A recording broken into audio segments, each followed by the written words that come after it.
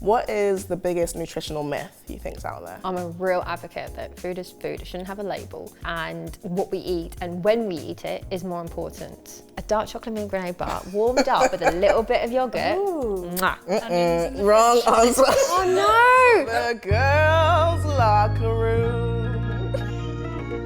Hello and welcome to the girls' locker room. I'm Sadia Kabeya, England rugby player. And I'm her teammate and bestie, Maud and Muir. We spend a lot of time together on and off the pitch. And we're going to be getting into some of the things we talk about in the girls' locker room. We're going to be joined by an expert in a minute. So this week, it's all about food. So Maud, what is your favourite meal? Ooh, tricky one. I do love a bit of variety, but I always like a little chicken tender or strip. Oh, chicken tender with anything or wings. On the side?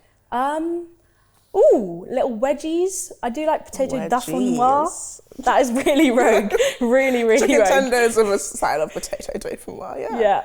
Sounds what about very you? Maud. Favourite meal?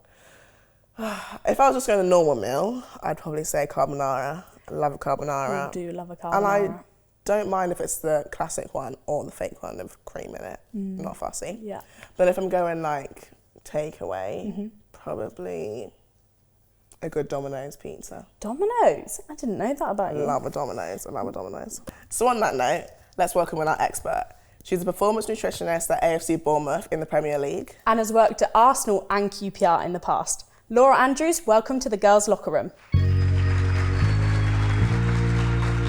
Hi. Welcome. Thank you. Thank you for joining us. Oh, thank you for having me. Okay, big question. Yeah. What is the biggest nutritional myth you think's out there? I think, one of the biggest ones is that foods are labelled good and bad. I'm a real advocate that food is food, it shouldn't have a label. And what we eat and when we eat it is more important than actually labelling it that. Because then if we talk about foods and we label them, we associate guilt with it. And that's when we start getting those kind of like negative connotations. And particularly for women, we have this expectation and it's just trying to get away from that. So I eat chocolate and I eat chocolate every day. Some days it will be a bar, some days it will be a light hot chocolate, but I will have a bit of chocolate every day because that is what I like. That for me is something that I want. I think that's one of the biggest things. If you could give any tips for our audience of sporty girls in terms of nutrition, what would you put out there? I think number one tip is that don't skip meals, don't underfuel. There is a lot I follow a lot of people on social media as well, and it's like we've come through this huge society change, and you mentioned earlier about you wanted to look the way that social media told you to look, but actually no, I'm trying to eat because I need to be and I need to live and I need to perform and I need to run, and there's a huge kind of side of it. It's understanding that the old saying is we are what we eat is so true, because what we eat builds us in proteins, it fuels our muscles, it makes our brains work, it does everything. If we didn't have that, we wouldn't function for a reason. So don't see it as I'm not going to eat and eating is only to do with body composition. Eating is so much more. I like to think of it as feeding your mind, feeding your body, and feeding your soul. Recently, we've been seeing loads of stuff on TikTok about gut health and eating for your gut. What's your take on all of that, and what is that about? So there's a lot more research that's coming out about this kind of like gut-brain axis, and it's really interesting, but it's about trying to promote kind of like a good gut health and how what is going on here does affect so much. And nutrition has had a big impact on mental health before. And I think if you're in a severe calorie deficit, you do feel rubbish and it's going to have an impact on you. And I think there is that kind of side of it, making sure we're eating good, healthy foods as well. But I was talking to someone the other day and was like, you're a Ferrari, okay? As an elite athlete, you are a Ferrari. You're going to go, if we put cheap petrol in, you are going to go, but you're not going to go very fast. If we put in premium diesel, you are going to fly through the streets of London, and that's what we want. So, and let's understand you as well, like if you're putting in only chicken nuggets and chips, you're gonna live, but you're gonna feel like crap. But if you're putting in the quality food and the right kind of foods that kind of promote that gut bacteria, but also fueling and refueling, you're gonna perform way better. You can put the petrol in my car then. Maybe not. I didn't think that was weird. All right. No, I didn't think that was I was just going to say, I'm a Ferrari.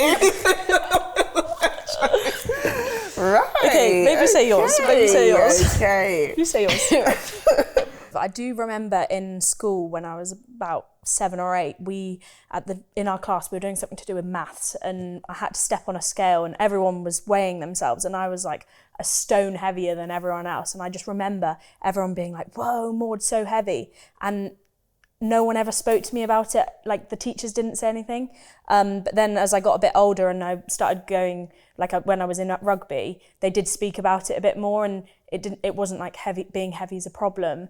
But I think from an early age, it needs to be cut out that being heavy isn't bad if you're sporty as well, especially.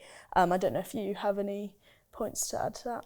I mean, I think it's slightly different for me because I feel like I've always been very sporty growing up, did loads of sports, and it wasn't until secondary school when I started hitting puberty properly, and I was going to the gym. I wanted to be fit, I wanted to look good, or what society says looking good was, and I would go to the gym, I'd train really hard, and then I'd get home and think, oh, but I need to lose weight, so I just want to eat.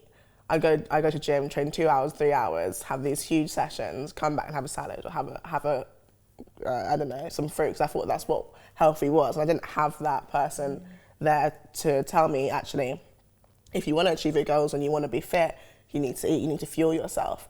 And I feel like that's where a lot of young girls and people coming into sport, or just young girls going through puberty, they hit that point as well.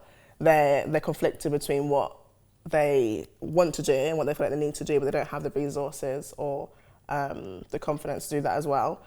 So yeah, I definitely didn't have that person growing up. It wasn't until I joined rugby properly and you have that nutritionist, your strength and conditioning coach to tell you what that is. So yeah, it's an interesting point, but yeah, never really had that. I'm glad I do now. Yeah, same. Everyone is different, and I think so. I've got a 4-year-old, and she is quite small, and we've just started school, and there's loads of kids who are up here compared to her.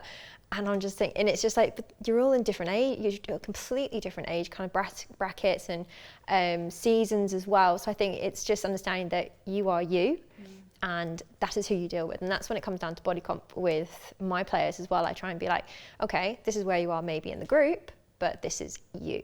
And let's deal with you, not anyone else. Yeah, not comparing yourself to other athletes, but against yourself sort of thing. Because it comes down to as well, like if you're fueling yourself and if you are training well and recovering well, like massively, if you're going to the gym doing a huge session and then you're not refueling afterwards, you're not going to recover, your sleep's going to be impaired, and then your next day is going to be even worse. So yeah, looking at you, and that's the way I would go for it. Thank you for answering all of our questions. Yeah.